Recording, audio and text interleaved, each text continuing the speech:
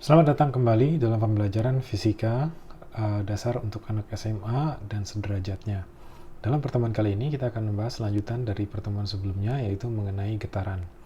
Getaran atau gerakan osilasi atau gerakan yang selalu kembali ke titik semulanya memiliki persamaan jika getaran tersebut bergetar di arah sumbu Y. Kita nyatakan dengan persamaan Y sama dengan amplitudo sin omega T, di mana amplitudo yang kita kenal itu adalah simpangan terjauh yang dapat dihasilkan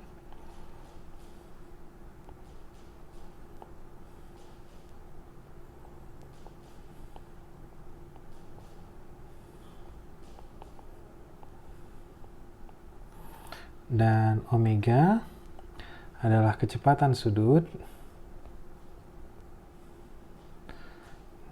yang merupakan susunan dari 2pf dikali atau 2pi per periode. Jadi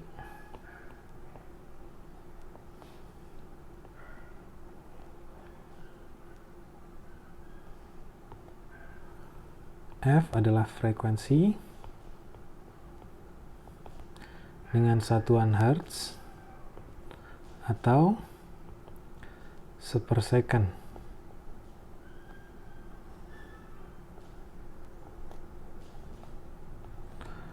T adalah periode dengan satuan second atau detik. Dan T di sini adalah waktu. Nah, Y di sini kita sebut juga sebagai persamaan simpangan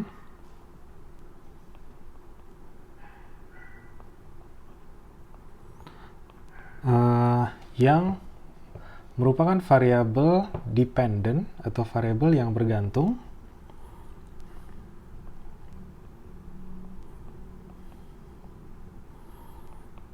terhadap waktu.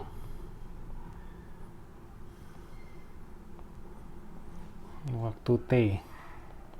Jadi, waktu di sini, jadi Y di sini adalah variabel yang kita sebut dalam matematika variabel yang dependent. Variabel yang bergantung terhadap variabel lain. Dan waktu di sini adalah variabel yang independent. Variabel T ini yang menyebabkan variabel Y berubah setiap waktunya. Oke. Nah, karena kita sudah tahu Y itu merupakan persamaan posisi atau persamaan simpangan. Persamaan simpang itu adalah persamaan posisi, di mana posisi suatu partikel atau posisi suatu benda jika dia mengalami getaran atau gerak harmonik sederhana berada pada posisi mana ketika waktu tertentu. Kita ingat juga perpindahan posisi terhadap waktu kita nyatakan sebagai kecepatan.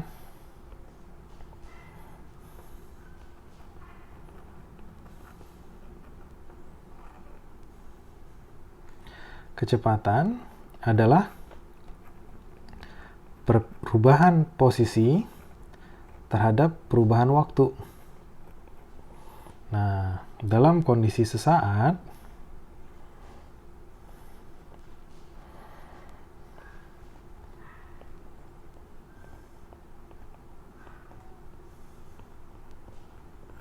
atau perubahan kecepatan atau perubahan posisi yang sangat singkat itu terjadi ketika perubahan simpangannya sangat kecil.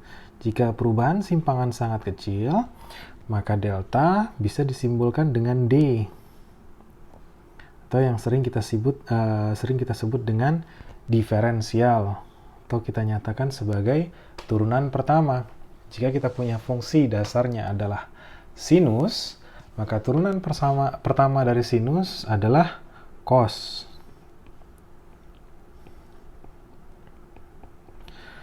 Karena sinus tersebut adalah sinus yang memiliki fungsi T. Nah, setelah sinus yang merupakan fungsi luar, kita turunkan terhadap T, maka kita turunkan juga fungsi yang di dalam sinus tersebut, yaitu omega T, diturunkan terhadap T. Maka kita akan dapat omega. Kita kalikan dia ke persamaan yang sudah kita cari sebelumnya, maka persamaan di sini berubah menjadi A dikali omega cos omega T. Itu adalah persamaan kecepatan.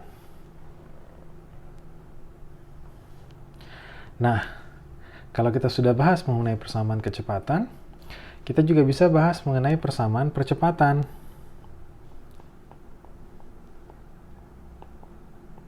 Persamaan percepatan, kalau tadi kecepatan adalah perubahan posisi terhadap waktu, kalau percepatan adalah perubahan kecepatan terhadap waktu.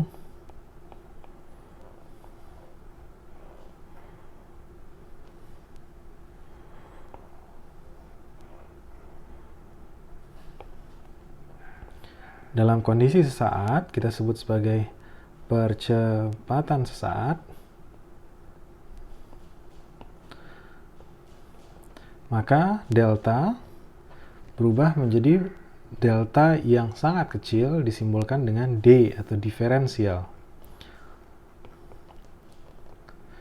Dengan pernyataan diferensial dari fungsi kecepatan atau turunan pertama dari fungsi kecepatan, kita tahu variabel yang terikat dengan T adalah cos, maka turunan dari cos adalah min sin. Dan fungsi yang di dalam cos, jika diturunkan terhadap T, yaitu omega T, diturunkan terhadap T menjadi omega. Makanya di sini, faktor pengali omeganya ada 2. Jadi omega kuadrat.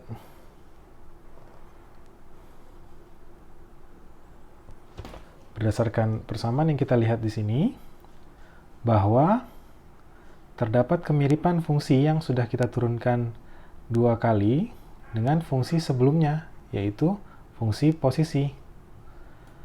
Nah, kalau kita lihat di sini, jika saya pisahkan min omega kuadrat dengan A sin omega T, maka A sin omega T sendiri yaitu merupakan persamaan simpangan.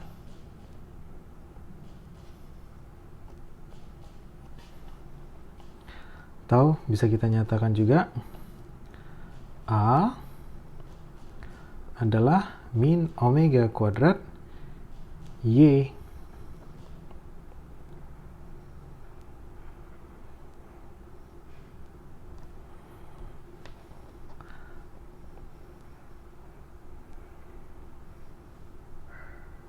Atau banyak juga di buku-buku dituliskan kalau turunan kedua dari Y adalah Y itu sendiri.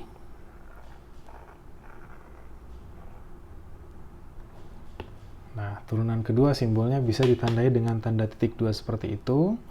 Ataupun, ini saya tuliskan cara penulisan lain ya. Atau bisa juga dituliskan dengan persamaan D kuadrat Y per DY kuadrat adalah min omega kuadrat Y.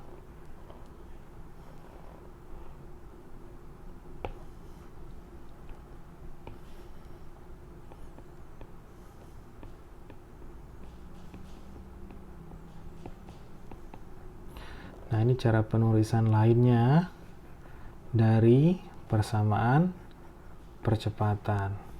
Nah, kalau kita coba sedikit modifikasi persamaan kecepatan, karena kita lihat di sini persamaan percepatan sendiri itu punya persamaan lain. Ternyata kalau kita lihat persamaan kecepatan itu dapat kita cari juga persamaan lainnya. Kalau kita sedikit mengulik persamaan simpangan yang di sini, kalau kita misalkan ada sebuah segitiga,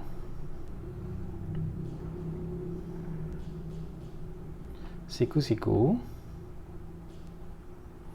di mana sudut dari sebuah segitiga tersebut adalah omega T, maka saya bisa nyatakan untuk Y sama dengan A sin omega T, maka sin omega T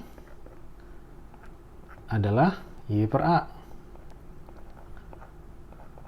Sin pada dasarnya adalah hasil pembagian antara sisi yang terdapat di depan sudut siku-siku, terdapat di depan sudut segitiga siku-siku, jadi di depan sini, per sisi bagian miringnya. Jadi di sini kalau kita tuliskan sin itu adalah Y per A. Maka sisi bagian lain yang tidak diketahui di sini, kita bisa misalkan akar dari A kuadrat min Y kuadrat berdasarkan aturan Pitagoras. Maka kita bisa dapatkan nilai cos adalah akar dari A kuadrat min Y kuadrat per A. Sisi bagian samping sudut dengan sisi miring. Maka setelah kita dapat nilai seperti tersebut, kita bisa misalkan sekarang fungsi cos yang tadi kita sudah kenal, V adalah A omega cos omega T. Maka cos bisa kita gantikan dengan akar A kuadrat min Y kuadrat per A. Atau V sama dengan omega akar A kuadrat min Y kuadrat. Nah,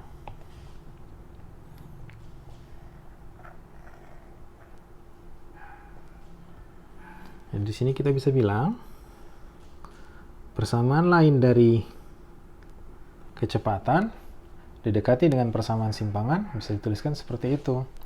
Ya, bentuk lainnya juga ada. Bentuk lainnya kita bisa tuliskan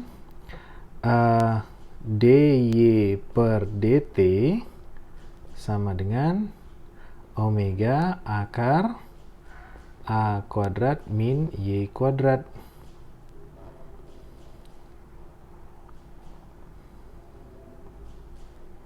Atau Y satu titik adalah omega akar A kuadrat min Y kuadrat.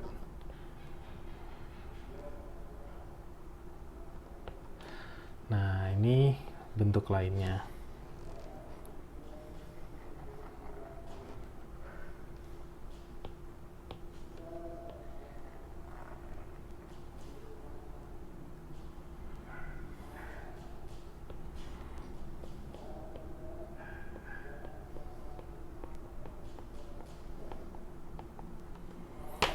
Oke, sekian dulu mengenai persamaan posisi, kecepatan, dan percepatan dari suatu getaran.